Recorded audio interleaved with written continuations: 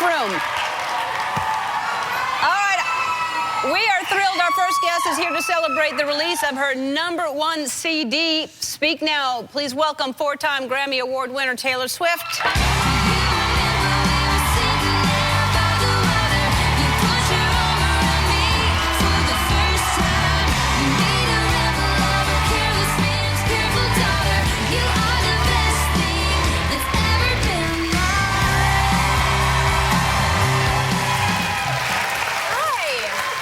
Taylor, #1 CD. They expect to sell 1 million copies of this thing. Like, more. That's the first week. And then what do you... That's so many, though. That's a lot for the first week. That's amazing. And you wrote the entire thing by yourself. Yes. Every song. That's something that makes me really proud of this album because, I mean, it took 2 years to make this album. And at some point in the process, I made the conscious decision to keep on writing it by myself. You know, at first it was really circumstantial. Like, I'd get an idea at 3 a.m. and I'd be like, there's no co-writer here in Montana on the tour bus at 3 a.m., so I'll just go ahead and write this by myself. And then, like, a little more than halfway through, I was like, you know what?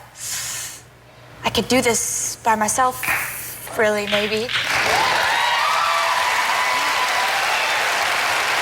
And you were telling me at rehearsal that you were so scared that because you poured so much of yourself into this and there's so much personal information here, you were actually really worried about how people would receive it. Yeah, I have been all over the map as far as emotion-wise going. Like, with this album, it's been such an emotional process. Like, writing it for those 2 years, the last 6 months of that, like the 6 months of finishing up the record, I would have nightmares in the middle of the night where I'd wake up and I'd be like, have a nightmare that Rolling Stone hated it.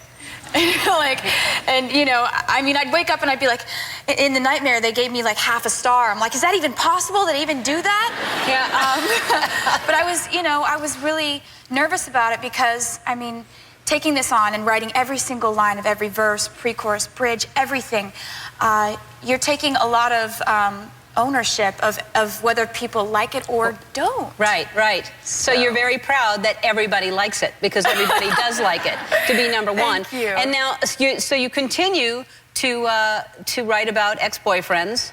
You would think that people would be scared to even be near you because they have to know, right, that you're gonna, because that's what you write about your experience. It seems to be the pattern, yeah. Mm-hmm. And there's a new one that people are speculating that it was about John Mayer, and because it's Dear John, and it could just be a Dear John song. It could just be that. That song kind of is what it is. Okay, great. We know the answer now. It's about him. So now, well, you didn't dispute it, so obviously. Well, but the thing is, like, okay, with my career, and I've been fortunate enough to have success, like, I've had a few main goals and priorities if I was lucky enough to continue to get to do this and have it go like this. And those 2 goals were to, in spite of success, remain the same person, and in spite of success, remain the same songwriter. When I was 12 years old and I started writing songs, I was writing songs about my life. And just because more people are now kind of more interested in the subject material of those songs, rather, a little more than when I was 12. Right. Now, I'm still going to continue to write about my life, and I guess people are going to continue to speculate about it, and I'm going to continue to never tell them who the song's about. Right. But it's about him. Okay, so... Now, have you always been, you said you started when you were 12. Even at 12, I mean, when you're writing songs, have you always just been this honest? Since you were a little girl, you just said what's on your mind? With music, that's where I can say whatever. I mean, I remember, like, when I was in school, the whole reason I started writing songs was because I was alone a lot of the time. And, you know, I'd sit there in school and I'd be hearing people like, oh my God, this party we're going to is going to be so awesome on Friday. Everyone's invited except for her over there, you know, like, and I just wouldn't be invited to stuff, and I would sit there and I'd be like, it's okay, because I can write a song about this later. And here I am at 20, and I'm still saying that when I go through tough times. So it's like, you know, that it's worked out. It's a creative way to get your feelings out, and it's a very successul way to get your feelings out. Thank you. I appreciate it. We have to take a break. We'll be back, and she'll tell us all about her new boyfriend. And we'll be back with Taylor Swift.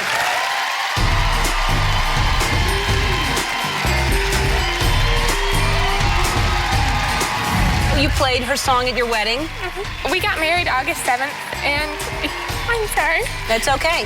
And he left a month afterwards. Okay.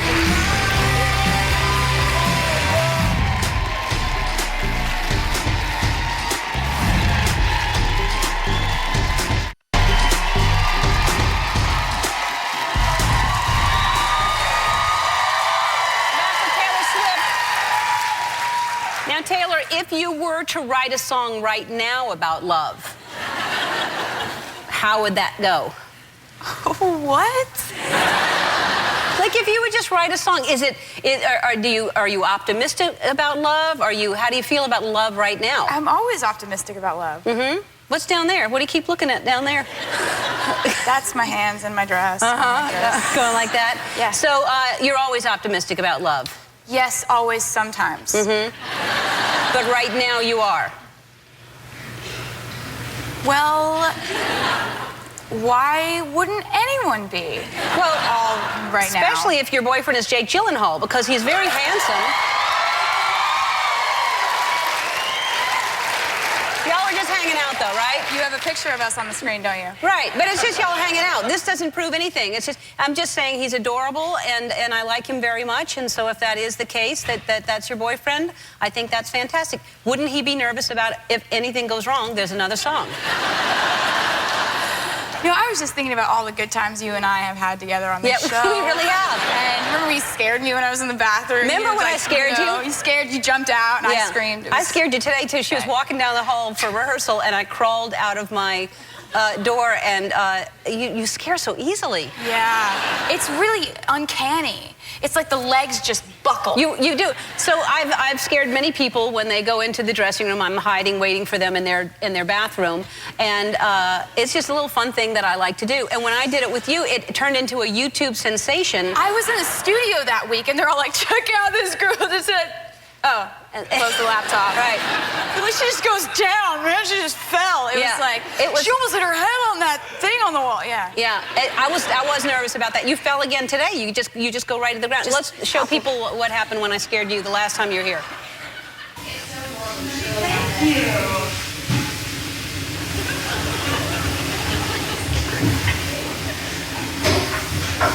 Oh.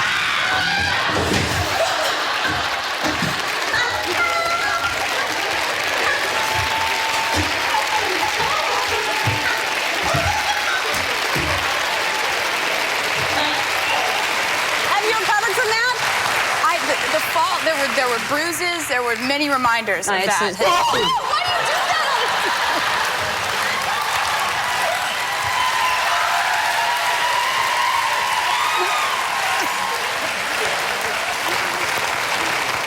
We didn't really get you as good as when I got you earlier today. The fall, there were bruises, there were many reminders of that. Why do you do that?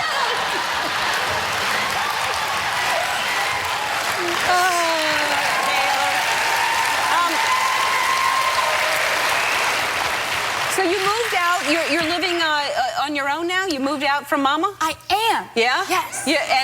And how is that being away from your mom? Oh, you know what? It's been wonderful. My family, they become well, you know, how do I say this? Because both my mom and my dad are around somewhere. Yeah. You know, it's been amazing because it becomes a privilege to hang out with my parents because I don't see them all the time. Right. So, you know, we go to breakfast, we hang out, it's great. The one thing that I thought would change that didn't, though, is my mom, worst case scenario, Andrea. She jumps to a worst case scenario? She's done that since I was little, and I thought, you know, it's with health problems. Like when I was little, I would be like, I'd be blowing my nose if I had a cold or something. She'd be like, "Stop blowing your nose so hard." And I'd be like, "Why?" And she'd be like, "You'll get a brain infection." Wow. So now, like, I was calling her the other day, and I was like, she's like, what are you about to do? I was, I'm about to go running. And she's like, be careful. I was like, I'm running on a treadmill. She's like, have you ever YouTubed treadmill accidents? People can die on treadmill accidents. Wow. And it's kind of adorable. It's kind of like at this point I can like call it out and be like, Mom, back when I was 8 and you told me I would get a brain infection if I blow my nose too hard, that wasn't true, was it? Because I Googled that. Yeah. It's like, but you know, we're so close. And my family, I love them so much. My brother's off at Notre Dame. And it's really cool. Well, I'm glad that you're, it really feels like, and someone said this, we have had you on the show for 3 years now, right? I feel like we have just watched you grow up, and I'm just watching you just get to be a bigger and bigger and bigger star, and I mean, we knew you were talented when you were first on, but you just keep growing as an artist, and you're still just a very regular, normal person, which I really appreciate, because that's hard to hold on to that and be grounded, and you really are. So thank you so much. I'm much. happy that you're that person. All right, we're going to find Tony, the love of his life, after this, and she'll write a song about it. We'll be back. How would you get Tony's engine